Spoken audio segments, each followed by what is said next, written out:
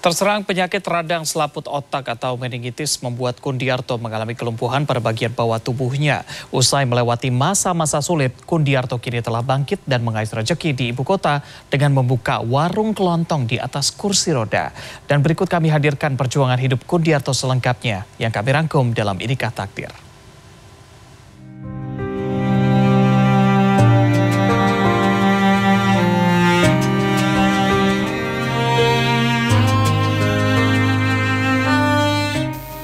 Hampir separuh hidupnya, Kundiarto menghabiskan waktu bersama dengan alat bantu jalan, mulai dari tongkat hingga kursi roda. Ya, sejak terserang penyakit meningitis di tahun 2000 silam, hari-hari Kundiarto tidak lagi sama. Pasrah pada nasib dirasakan Kundiarto hanya semakin memperburuk keadaan. Kini bersama sang istri tercinta, mereka berjuang mencari nafkah bersama-sama dengan membuka warung berjalan di atas kursi roda.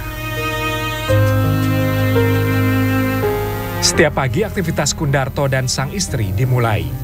Supraptin, sang istri menggoreng beberapa jenis kudapan untuk dijajakan, seperti makaroni goreng, opak, sampai kerupuk kendar.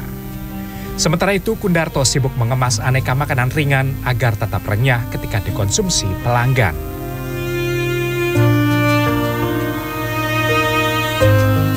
Usai menyiapkan dagangan, pria kelahiran Bogor 47 tahun silam ini sejenak mengisi perut sebelum mengaspal dengan kursi roda hingga petang menjelang.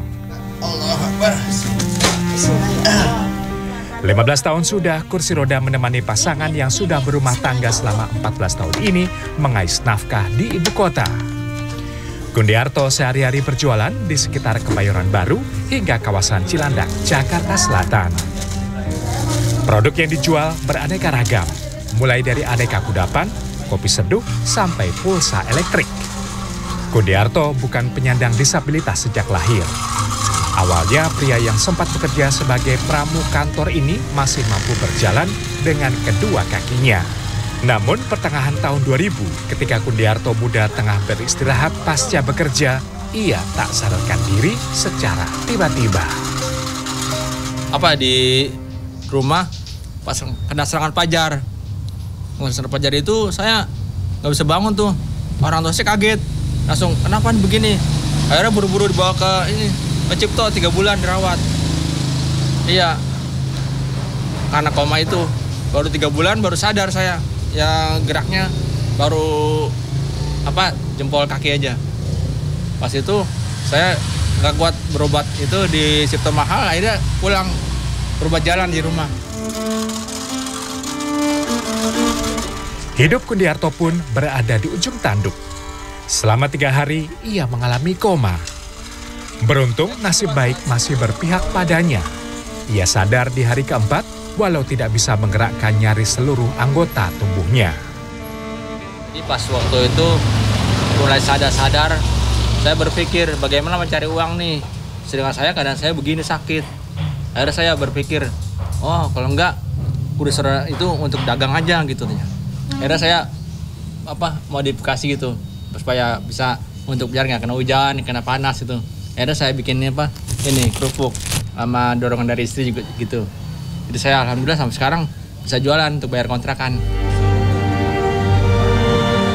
Dalam sehari rata-rata pemasukan yang dicatat Kundiarto berkisar Rp80.000. Namun, ketika cuaca sedang tidak menentu seperti sekarang, Rp50.000 pun terasa begitu istimewa. Hidup hanya berdua di ibu kota membuat sang istri terkadang harus mengerjakan pekerjaan rumah tangga, sementara sang suami berdagang menyusuri ganggang sempit di Jakarta. Dan tidak jarang, Kundiarto terjatuh karena tidak mampu menjaga keseimbangan kursi rodanya. Dia paling parahnya jatuh sendiri. Iya, jatuh sendiri. Kalau paling parah masuk got, masuk ke turunan gelundung. Iya, udah sering berapa kali dia sampai patah itunya. Kursi roda atasnya tuh yang payung-payungnya itu pulang-pulang udah rusak semua. Nyaris tidak ada hari libur dalam keseharian hidup mereka. Libur berarti tidak mendapatkan uang untuk menyambung hidup dan membayar biaya kontrakan. Kasihan juga lihat kondisinya kayak gitu masih jualan. Aturan udah di rumah. Nggak ada pengganti ya mau gimana, berarti perlu bantuan juga tuh. Bagi Kundiarto, pengalaman pahit dan dipandang sebelah mata bukanlah hal yang baru baginya.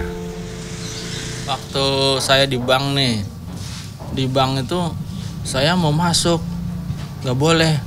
Saya nangis saja, wallah. Saya kan udah bayar tabulan potong, terus sama nabung. Kenapa saya nggak boleh masuk? Sedangkan saya kan sebagai manusia tuh butuh ruangan yang sejuk gitu ya, ruangan yang enak gitu. Saya dilarang gitu, saya jadi nggak di manusia kan jadinya gitu, seperti hewan binatang jadinya di luar. Ketika tengah berjualan, tiba-tiba hujan turun dengan lebatnya. Inilah yang paling ditakutkan oleh Kundiarto dan istri. Sebab jalanan akan menjadi licin dan dapat membuat kursi roda dan dagangan mereka tumpah ruah ke jalanan. Jalanan ibu kota memang dirasa belum bersahabat bagi Kundiarto. Belum bisa diprediksi, soalnya kan saya juga lewat ada lubang, ada tanggul, terus ada mobil, jadi belum selamanya aman bagi saya. Kereta tuh hampir mau ketabrak kereta, gak ada yang bantuin soalnya.